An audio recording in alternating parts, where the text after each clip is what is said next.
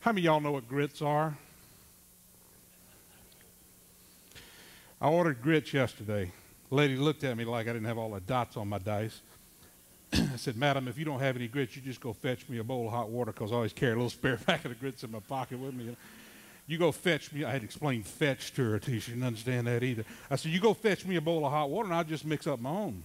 Well, she brought out that bowl of hot water. She set it down in front of me. I tore up my grits. I was pouring them out, stirring them up. She asked me a very interesting question, Billy. She said, "Are grits tough to grow?" Now, gang, I'm quick, but this one threw me off for a moment, but I recovered very nicely. I said, "No, ma'am, but they're hell to pick." Okay, let's see if we can make this thing work. Are we hooked up over here? Pax vobiscum, et cum spiritu tuo. There we go. They told me to talk to you about needs analysis, but before I get into that, if I can get this button to work, there we go. I want to share some things with you. By the way, jot down that website. Title of my presentation today is "Have I Got a Bag to Buy?" And we're moving right along, aren't we? Anyway, I wanted to share some signs with you. That I collect signs. Send me your favorite sign. I'll send you one of my books. This one, in a Warsaw hotel, the manager has personally served all the water, passed all the water served here. In an Australian hotel, you're invited to take advantage of the chambermaid. In a Portuguese dry cleaners, drop your trousers here for best results. In a Zurich hotel, because of the impropriety of entertaining guests of the opposite sex in the bedroom, it is suggested that the lobby be used for this purpose. In a Rome laundry, ladies, leave your clothes here. Spend the afternoon having a good time. In a Copenhagen ticket office, we take your bags and send them in all directions. I got onto Northwest Orient. I said, "I want this one to go to New York City. I want that one to go to Honolulu. I want that one to go to Tokyo." She said, "We can't do that." I said, "You did it last week. Why can't you do it this week?" In a Norwegian bar, ladies are requested not to have children in the bar. You wouldn't typically have a kid in a bar. In a Rome doctor's office, specialist in men and other diseases. In an Athens motel, visitors are expected to complain at the office between the hours of 9 and 11 a.m. daily. How many of you done the Grand Canyon? This sign actually appears there. Would you like to ride your own ass? And I'm in L.A. last week. I see this one. "Keep honking, I'm reloading." One of my managers in Winter Haven, Florida, found this sign in his neighborhood. It said, "Slow children." Some enterprising soul came along, grow up to work at the post office. In St. Cloud, Florida, my own little hometown, there's a sign. An enterprising minister puts up a sign every week, and he changes his message. This particular week, the sign said, "If you are through with sin, come on in." Now, some equally enterprising soul wrote in red lipstick in the bottom right-hand corner, "If you're not, call 957. And then there are the personal ads in the newspaper. Let's not forget about the personal ads. Atlanta Constitution, attractive single white female, 31, professional, active, adventuresome, loves life, loves people, loves travel, loves sports. Not slim. You put your best stuff forward, okay?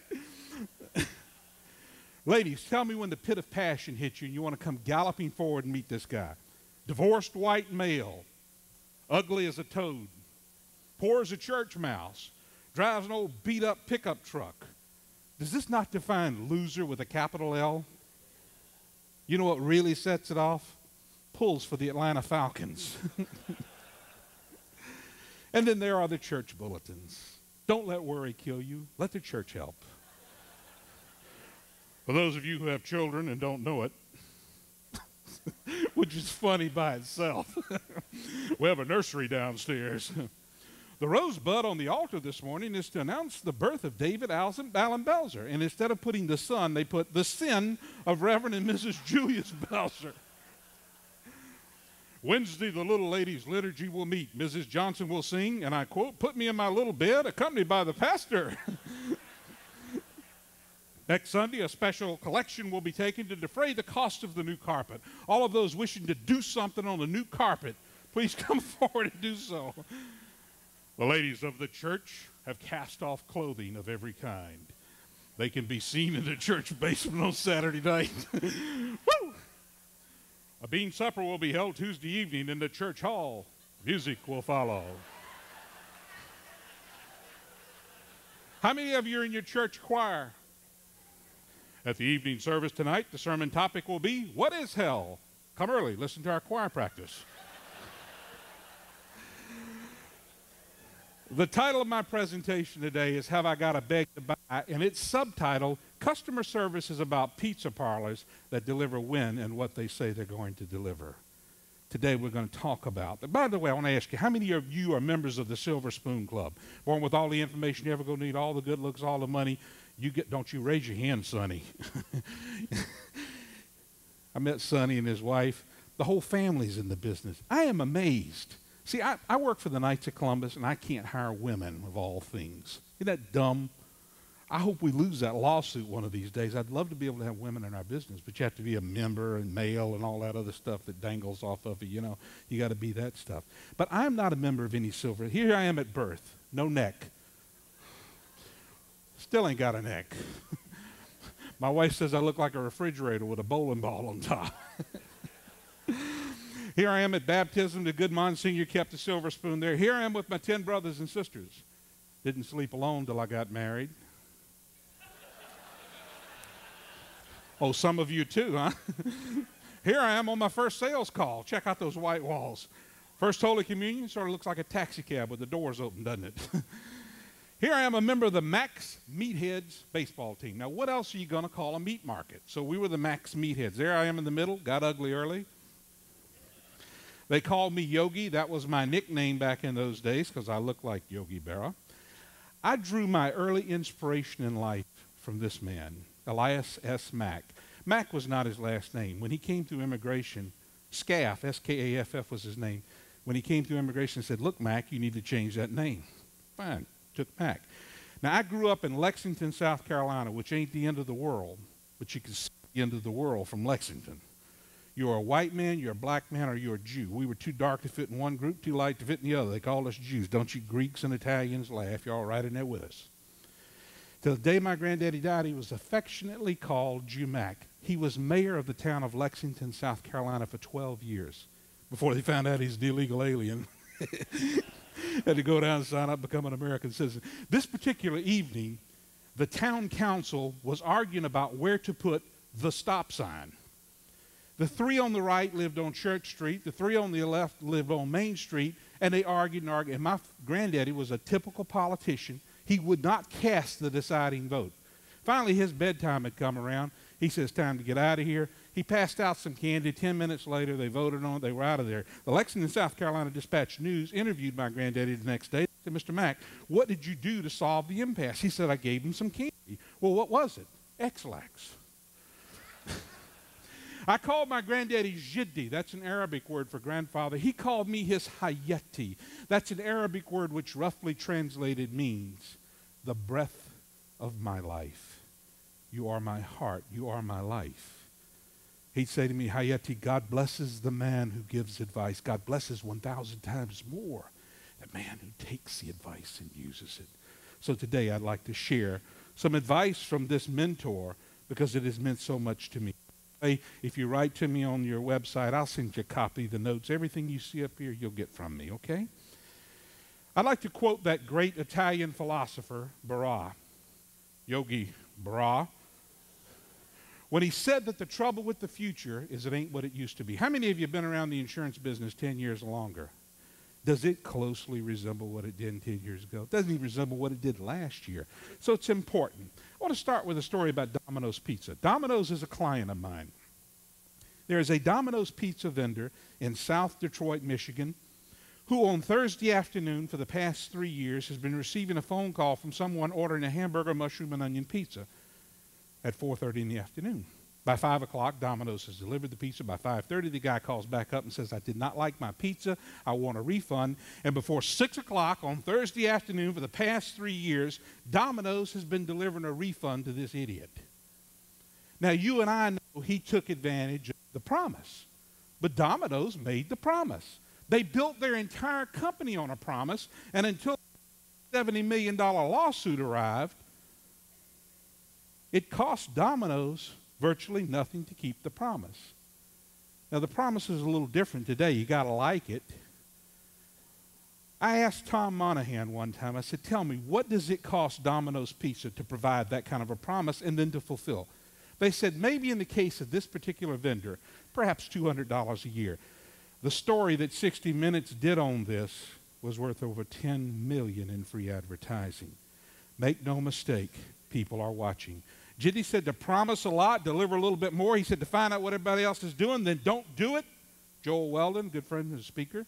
Jitty said always give him a baker's dozen. Do you overpromise and underdeliver? Do you overdeliver, underpromise? I hope you do deliver on your promises, because this business, like no other business, depends on that.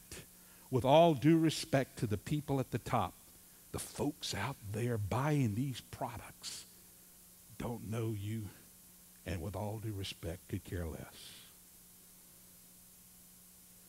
My dad used to get in his old pickup truck. He'd drive 35 miles in one direction to do business with a particular bank teller. If she wasn't on duty that day, he got back in his old pickup and he went back home. She was the bank. You are the company. The buck stops with you guys. Let's do a client profile. This is a real live client. Let's talk about need selling. John's a male. He's 50. He's a non-smoker, an engineer, $50K a year. His insurance and liquid assets, $250,000. He thinks he's in pretty good shape. Joan, the wife, 48, non-smoker. She's out earning him, which is not uncommon in today's environment. Not uncommon at all. Liquid assets, $350,000. She's an engineer at $65,000 a year. This is a real-life case study from folks over at NASA that we've done some business with. There are dependent children, 15, 13, and 12. I don't know, maybe this is not your typical environment, but this is an environment in our world. What are the primary needs of insurance? Well, we can talk about them all, but you're familiar: final expenses, debt liquidation, emergency fund, mortgage payment, education fund, monthly income fund. If we took all of the first 1, 2, 3, 4, 5 and just set them aside, and if you solve just the last one, guess what? You will have met most of their problem. Let's talk about final expenses. Final expenses may include burial costs, unpaid bills, taxes, administration costs. I'll send you the script on all of this. Y'all know what final expenses are about. We agreed, and the experts agree, that 50% of a person's annual income is a fair figure to work with final expenses. Now, I assume that every one of you will do good fact-finding before you get into this part of the process. So they didn't quite agree with me. One said $25,000, the other one said $30,000. We went next to debt liquidation. Now, their debts were all joint debts, so it was easy to figure out. Most families rely on credit for major purchases, and debt liquidation at death adds financial burden on the family. So items in this category include installment credit, unpaid notes, school, auto loans, that type thing. And so we talked about that, and they agreed that $20,000 was the figure that they felt comfortable with. And next was an emergency fund. Now, again, the experts say or suggest that we set aside 50% for an emergency fund. Some would say that's too high. Some would say it's too low. It's not up to you to argue. It's up to you to ask and probe. What amount feels comfortable for you? Is that too much or is it too little? And right away, they'll tell you it's usually hinged on one of two things. They'll accept the opinion of the experts, or they will come right back and say, well, you know, we've thought about this, and the most expensive thing that we're likely to have to replace is maybe an automobile. So let's put $25,000 down for that. So we're moving right along. The mortgage, they have a $75,000 mortgage. And you can't, even though someone doesn't have a mortgage, you can't discount the rent fund. It's even greater is the need on the rent fund. This fund assumes that the home will stay with your loved ones if you're renting. It also provides money for your family if you rent or if you purchase. And it was $75,000, so it was easy for us to arrive at that. We then talked about education, and we asked the basic question: do you consider your children's education your responsibility, their responsibility, a combination of both? And if you do consider it any of your responsibility, what part is yours? Well, they agreed on state schools, $10,000 a year per child for 4 years. Total of $120,000 for all 3 children. So now we've got this primary needs for life insurance kind of set aside. His total comes up to $265,000, and her total is slightly higher, $270,000. Now we're into the part that's going to make you some money. And if you don't do anything else, do this part.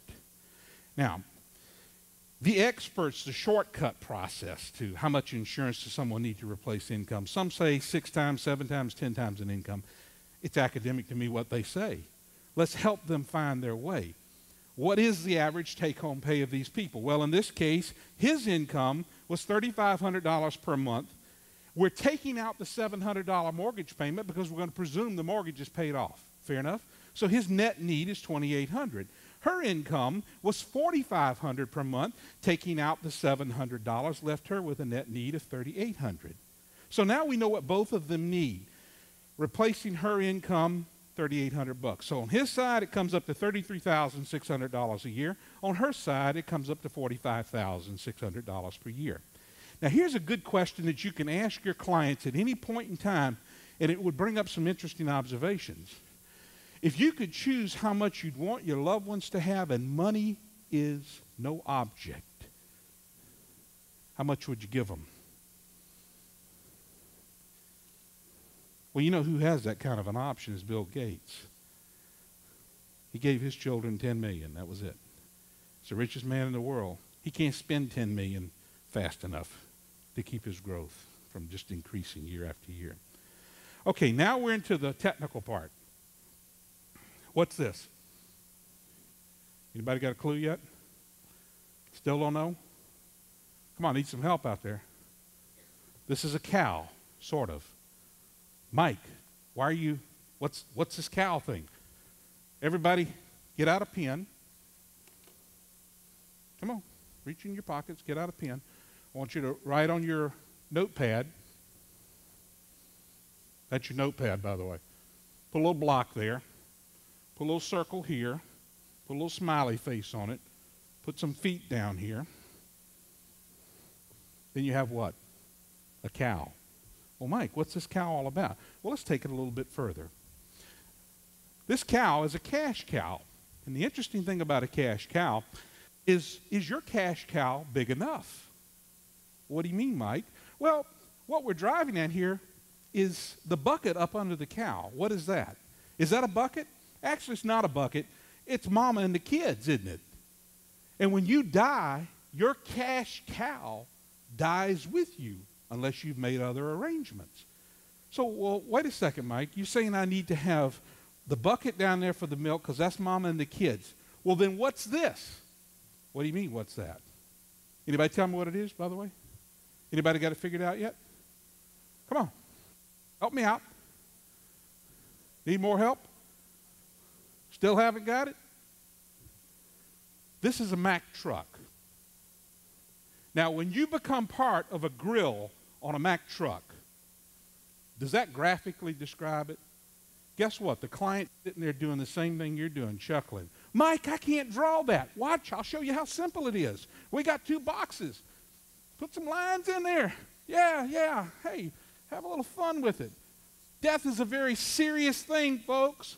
Mack truck. Now, when you become part of a grill on a Mack truck, you're dead.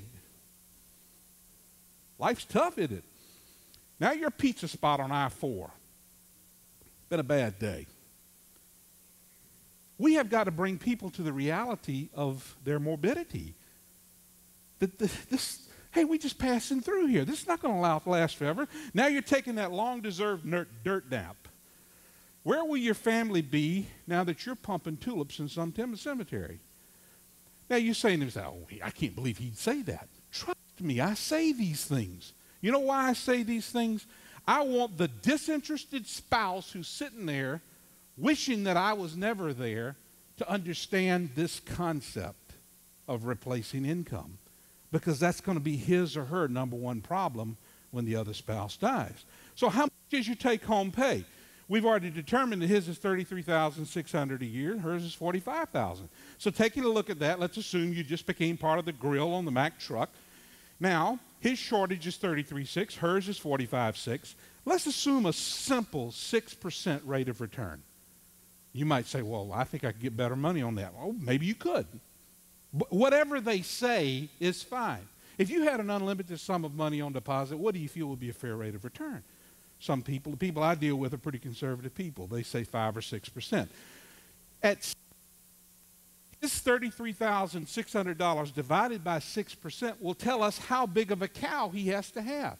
He has to have a $560,000 cow in order to throw off enough milk to do what he would have done had he been here to do it. Does anybody not follow where I'm going with this? Now, her cow, hers is $45,600. If we divide that by 6%, her cow needs to be bigger, $760,000 cow. Well, Mike, I can get a better rate of return on my money. I don't doubt that. Let's say it's 10%. And it really doesn't matter to me what the percentages are, because what you've done is you've uncovered the need in the process of educating them. We don't want to have to kill the cow. We want enough money coming from the cow to do what mommy or daddy would have done had they been there to do it. That's all life insurance is about. How big is your cow? Every single one of you need to do a cow on yourself. And if you aren't your best client, then don't expect anybody else to be. I own more life insurance on my own life than anyone I've ever dealt with. And when I bump into somebody who's got more, I buy more. Now, we chose to talk about life insurance today rather than the other aspects because that's the one area that glares out at not being 100% listening to your COO yesterday. So we zeroed in on this area. You can use the cow in long-term care. You can use it in a number of other areas as well. So step one, decide how much cash a person needs from the cow. Step two, what's a fair rate of return? Step three, multiply the two, and it tells you how big a cow to throw off that amount of milk. Did I go too fast for some of you? If I did, I'll be happy to meet you after, and we'll go through this face-to-face. By the way, this is in a PowerPoint format. For years, I did it on a piece of paper like I did it, and there's no reason why you couldn't do it the same way. And we also today must include his and her cows, because there was a day when women didn't work as much as they're working today. Today, more than ever, they both need to be included.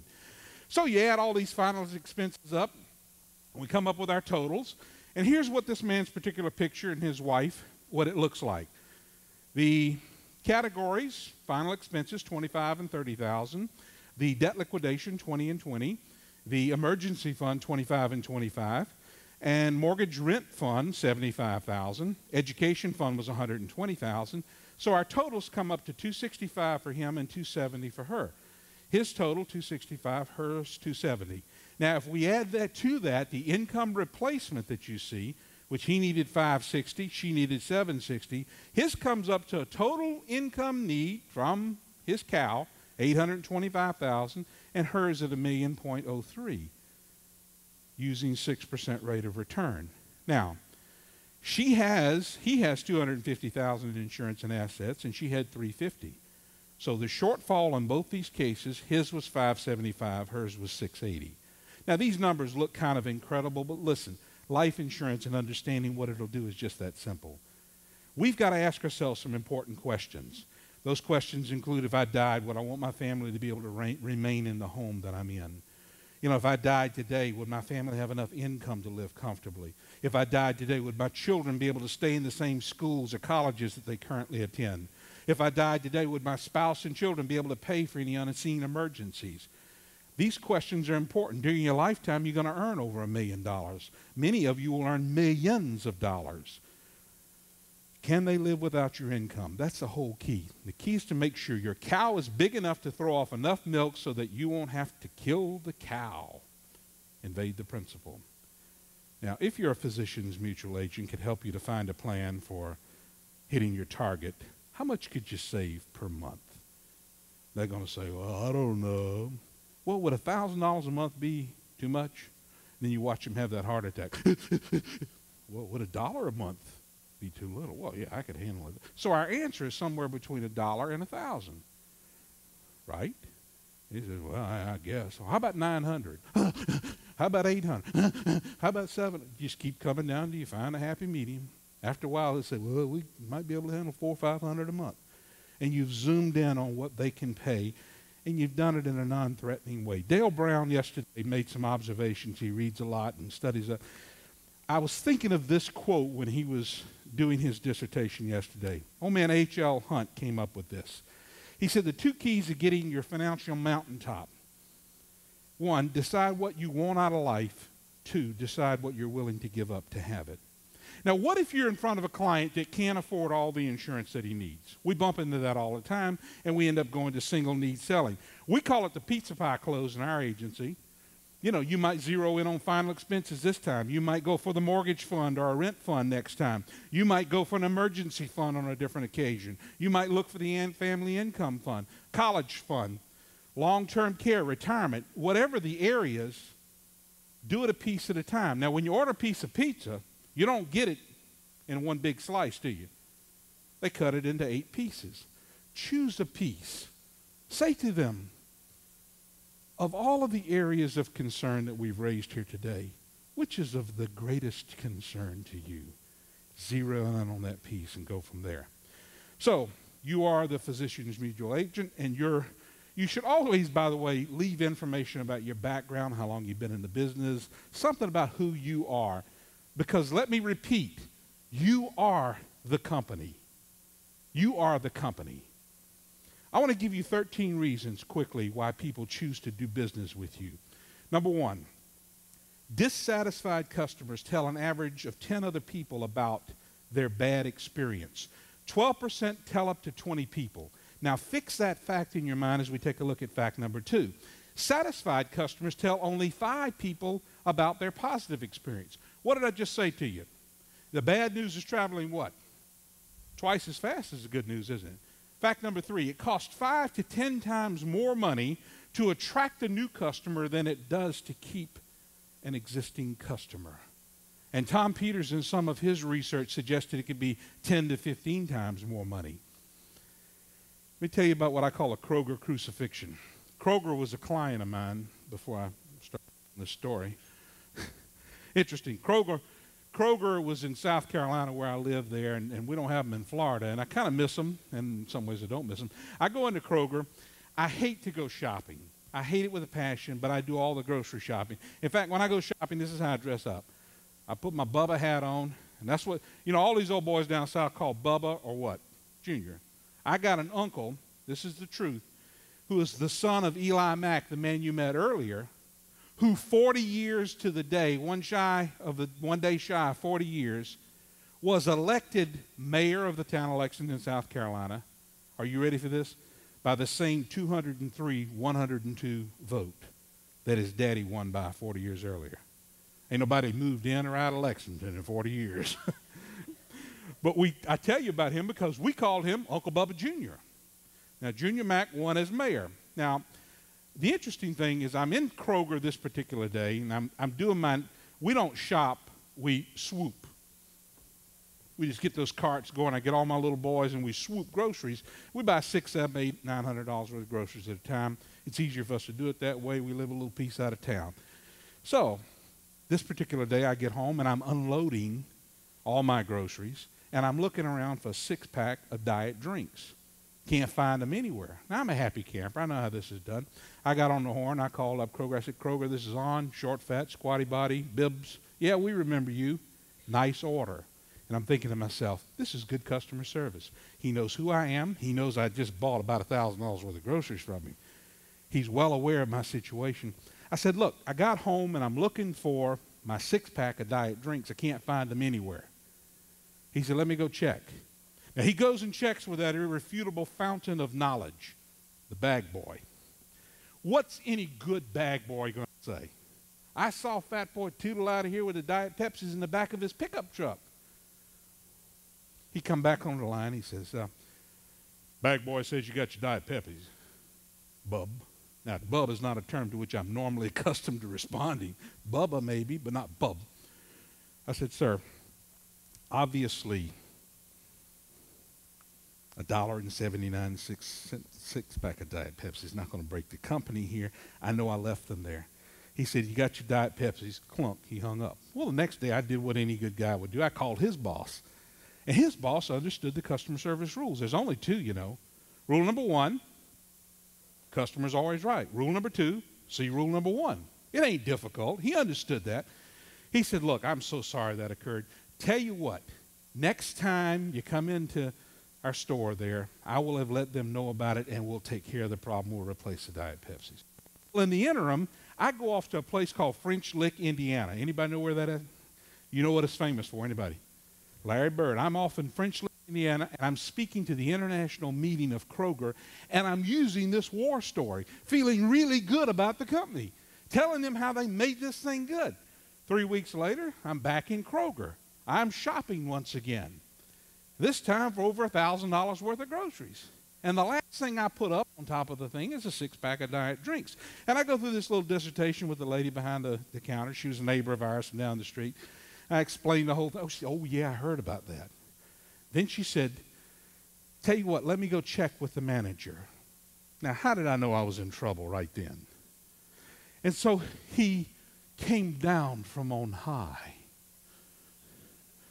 and he declared in front of 6 lanes of traffic, yeah, we remember you. You're the guy that tried to rip off a 6-pack of Diet Pepsis last time you were in here. My Catholic priest was in the next lane. He said, you didn't bring that up last week. I said, why don't you just tootle on back up into purgatory there and give this guy a call. I gave him the guy's name. I even had his phone number. Give him a call, straighten this out. You're screwing up my war story now. We're talking about $1.79, 6-pack of Diet Pepsis. You're messing up my war story. He said, I'm not going to bother the manager at this hour of night. And if you don't like our service, you can shop someplace else. Well, I went home and I hit the button on Quicken. How many of y'all got Quicken? That sucker will tell you more about your finances than you want to know. Trust me. Hit the button on Quicken. We had spent through that point of that year $10,000. Don't look at me like that. We eat a lot. 10,400, and that's not counting all the eggs and the milk that's what we document through the checking book. Now, if Tom Peters and his research is correct, for every customer we tick off and run off, it costs you 10 times that amount of money to replace the old business. It just cost Kroger $104,220.79, because I'll never shop there again. And I speak 100 times a year.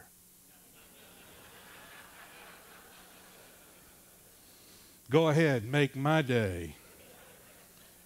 When that article appeared in the Wall Street Journal, I showed up at my office the next day, and there were 6 cases of drinks sitting on the front stoop.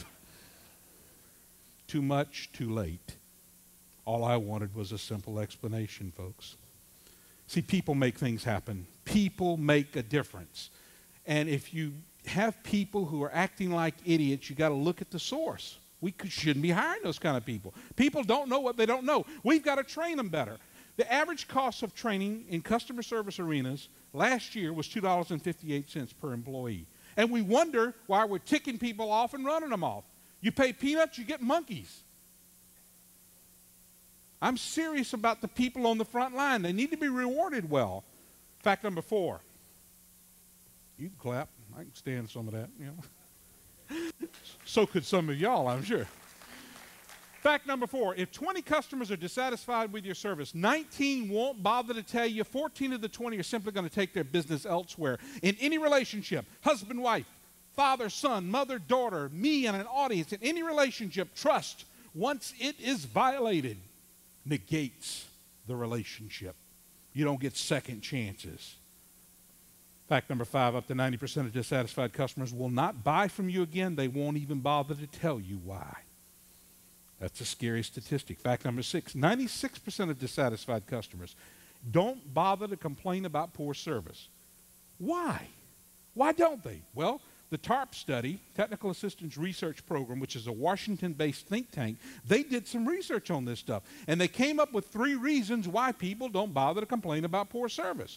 Here they are. Number 1, it's not worth their time. Number 2, you aren't listening. Number 3, guess what? You won't respond. Now, you stick all that into a logic-driven computer, it'll spit back out the answer that you'll do okay if you'll just handle the complaints.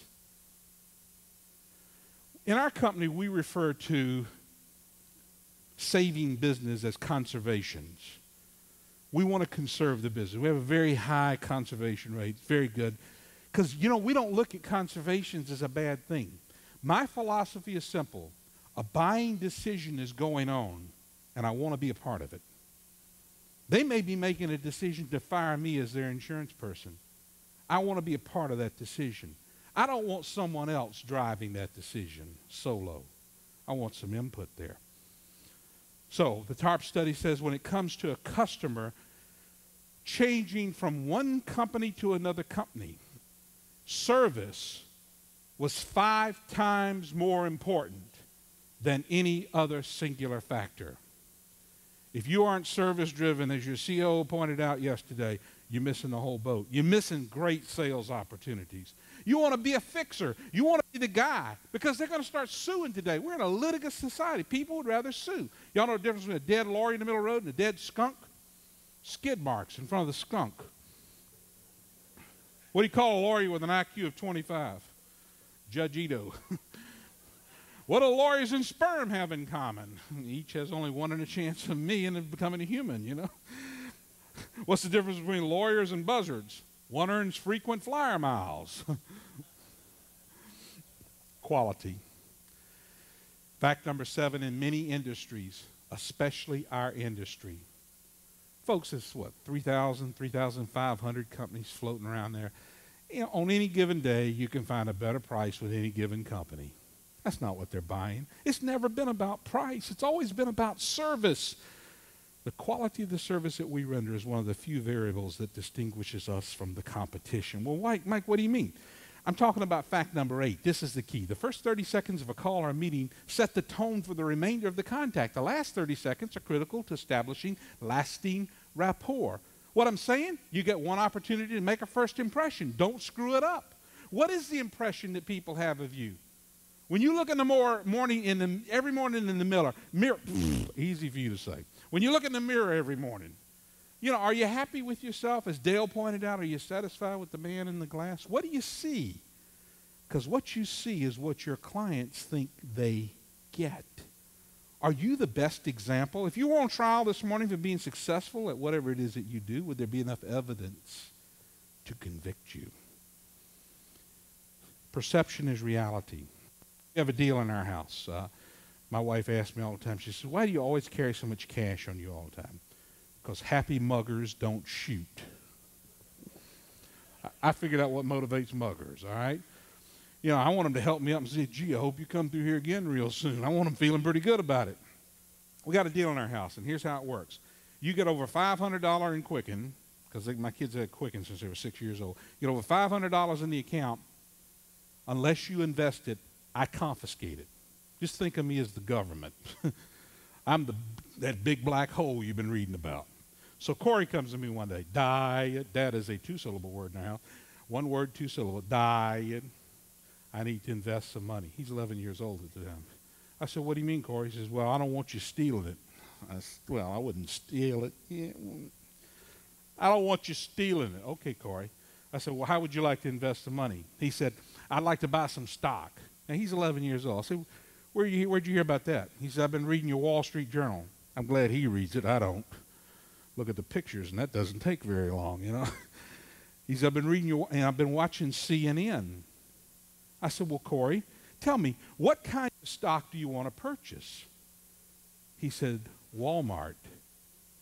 Now, I'm not too bright about those kinds of things, so I asked him, I said, Corey, why Walmart? He said, 2 reasons, Dad. Number 1, the toy department is always well stocked. Number 2, the parking lot is always full. I ask you, is perception reality? What is the perception that your clients have of you? The social scientists tell us we're judged on these 9 things. Let's quickly look at them. Number 1, the color of your skin. You're stuck with the hand God dealt you there. Number 2, your gender. I guess you could make some changes in both these areas. If you're somebody like Michael Jackson or something, you got all the money. And number 3, your age. You're pretty much stuck with what you got. Number 1, number 2, number 3. Take a look at the balance. Your appearance. Certainly you can do something about your appearance. Your facial expressions. Your eye contact. Do you lock in with people? Do you make them feel comfortable? Your body language. What does it say to people? Are you confident? Number 8, your personal space. Number 9, your sense of touch. Do you show people that you care for them? And care for them first above all else. Now, those 9 things will help us to be better understood. Repeat this after me. All I want out of life is an unfair advantage. Folks, the unfair advantage, I hate to say this, but you got all these lessons before you got here. Your mama gave these when you were growing up. When she said to sit up, straighten up your back, do right, be right, thank people. When she gave you all those little clues, she knew where she was going.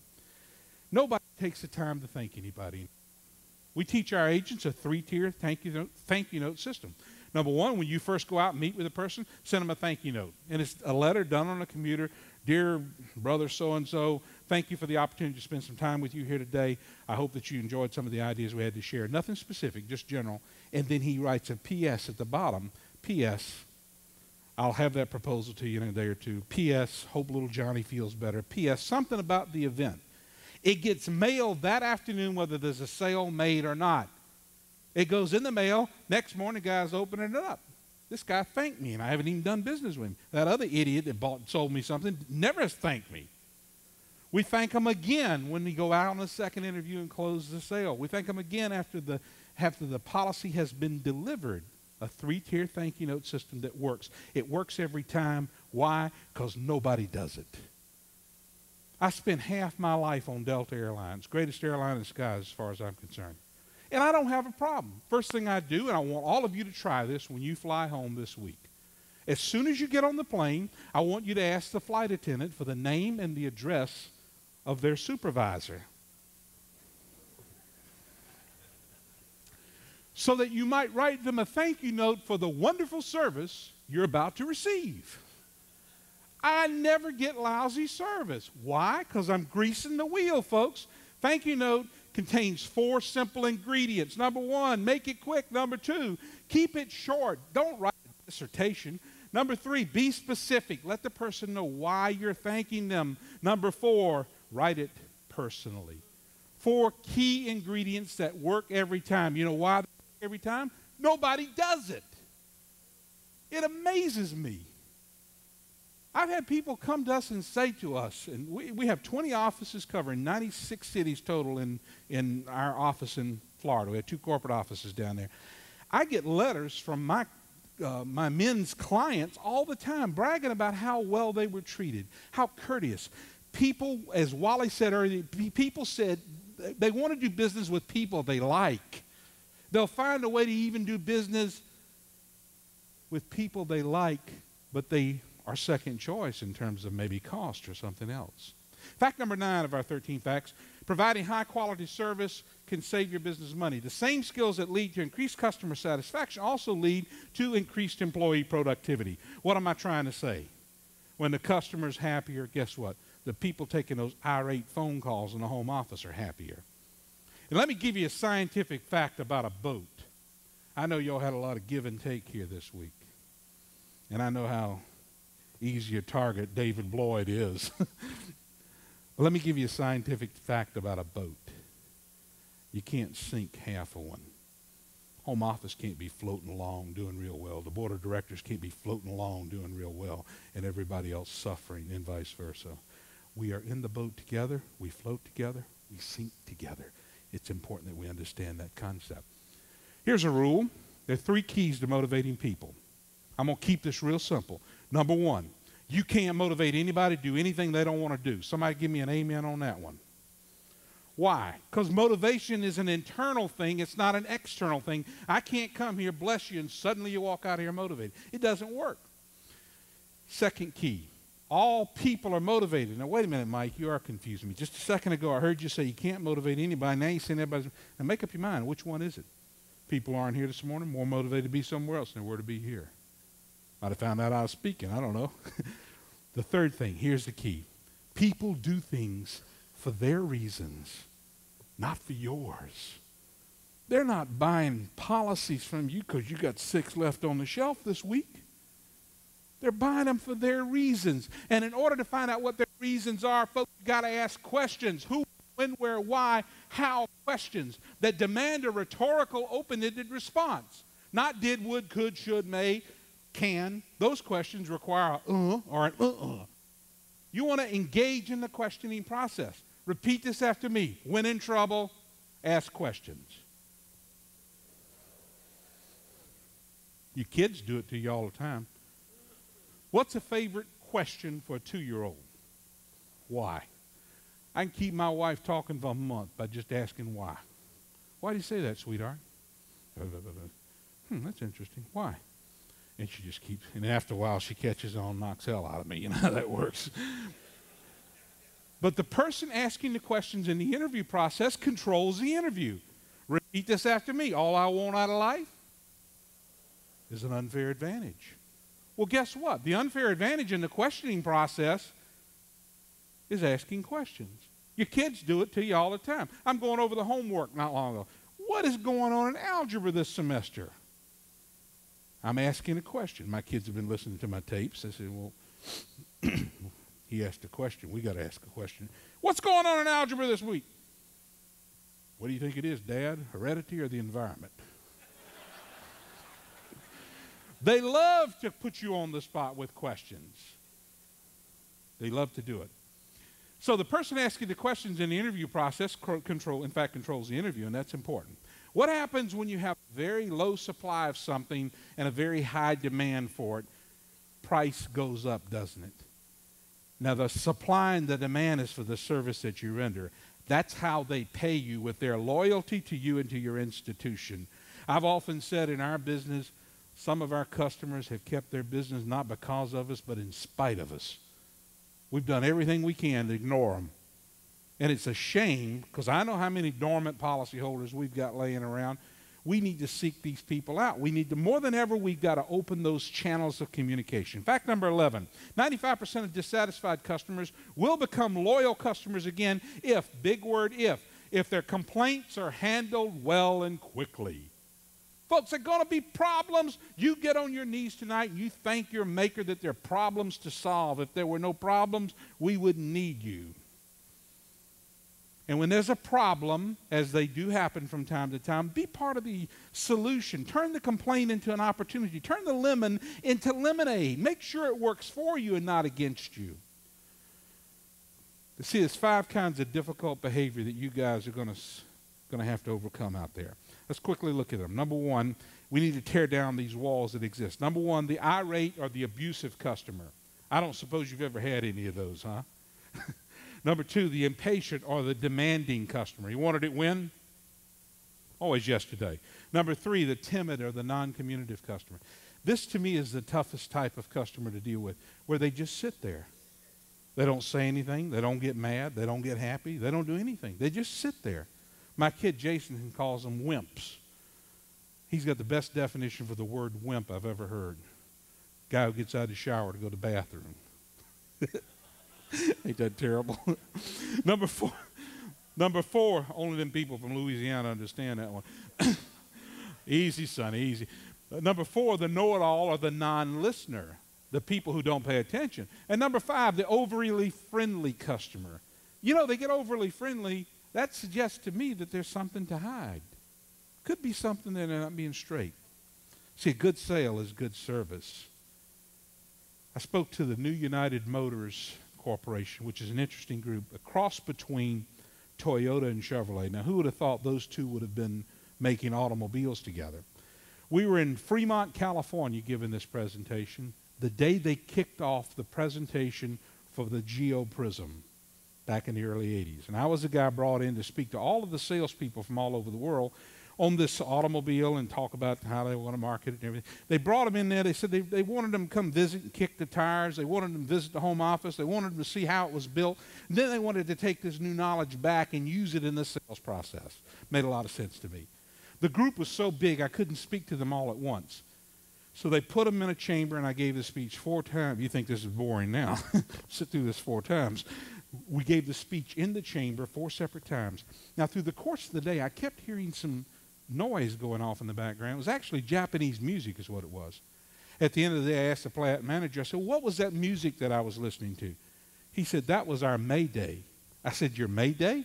He said, yeah, we were having a problem in a particular part of the plant. Everybody drops what they are doing and they go solve that problem.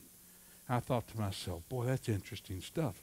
But I had to ask the next question. I said, well, what did the union have to say about that? He said, oh, they thought that was wonderful. They'd never heard of that before. Folks, whoever answers the phone has the problem. Together, everyone accomplishes more. We can't put this off on the home office or put this off on the competition or put this off on anything. We've got to help solve the problems at this level because you are the company. I do a lot of work with a great company, Milliken & Company in South Carolina. They have something they call their ECR program, error cause removal.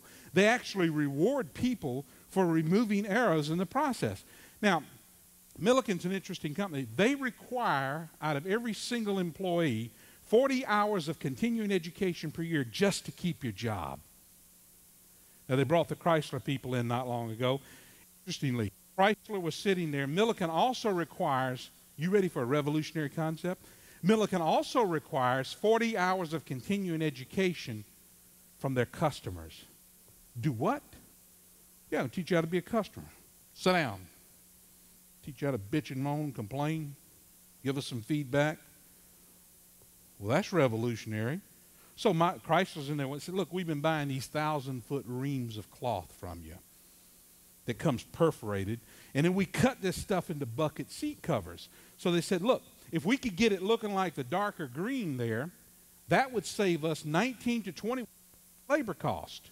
Milliken said, no problem. That's why we got engineers. Big, thick glasses, 68 pins up here, slide rule on the hip. You know, that's why we got engineers. Boil on the neck.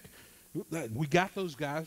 We keep them in the back room. We can tailor it. We can make that work. That, interestingly, saved Chrysler 19 to 21% in savings. But it left Milliken with all of the flack around the teeth. What was it going to do with all of those little triangles around the teeth? Milliken turned that into a $50 million a year rag industry simply by listening to the customer. Amazing things happen when you open your ears and close your mouth. This is my favorite winner of That's Not My Job award.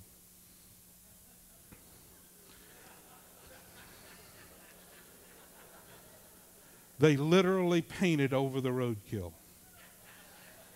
Arizona Department of Transportation, I can thank for that one. And fact number 13, good service leads to increased sales. Folks, I've tried to tell you today about the reasons why people choose to do and not do business with you. They want speedy service. They want courteous treatment.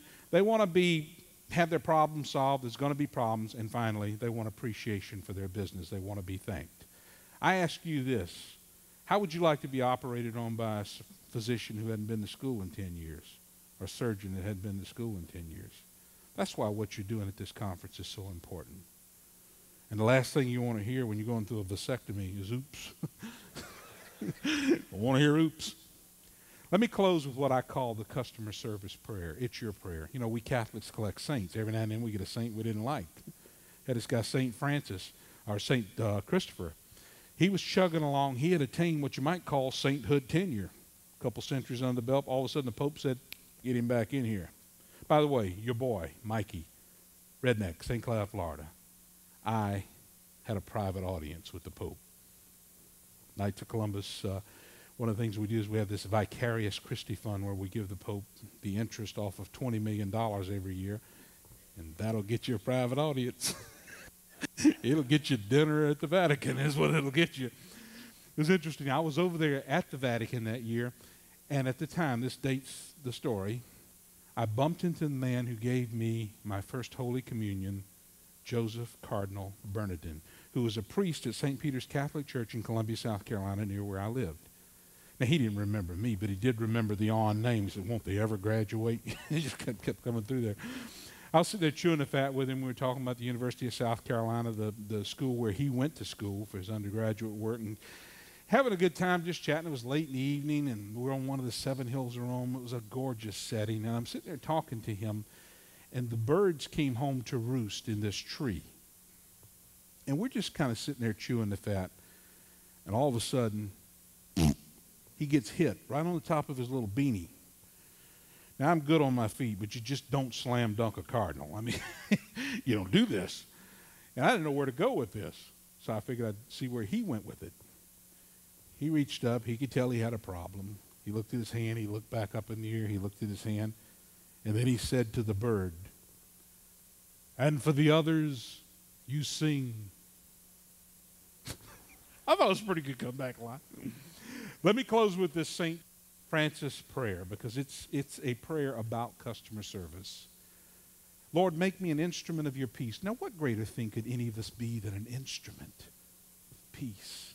Where there's hatred, let me sow love. Where there's injury, pardon. Where there's doubt, faith. Isn't that what we do? We remove the doubts every day. We replace it with faith. Where there is despair, hope. We have to bring hope to the widows and widowers. Where there's darkness, light. The prayer goes on to say, "Oh, Divine Master, grant that I may not so much seek to be consoled as to console, to be understood as to understand, to be loved as to love. For it is in giving that we receive. It is in pardoning that we are pardoned. And it is in dying that we're born into eternal life." You are part of the most noble profession that any man or woman could choose. Don't ever apologize for being in the insurance business. Everybody else brings flowers. We bring checks. We solve problems. You've been a wonderful group. I close with this thought. It comes from Theodore Roosevelt. He said, "Far better it is to have dared mighty things than to win glorious triumphs, even though checkered by failure." And aren't we in a business that is so full of failure? "Than to take rank with those poor spirits who neither enjoy much nor suffer much, for they live in a gray twilight that knows not victory nor defeat." Thank you. God bless. Thank you. Thank you very much. Thank you. Thank you. Thank you very much. You guys are wonderful. Thank you. Thank you very much. Thank you.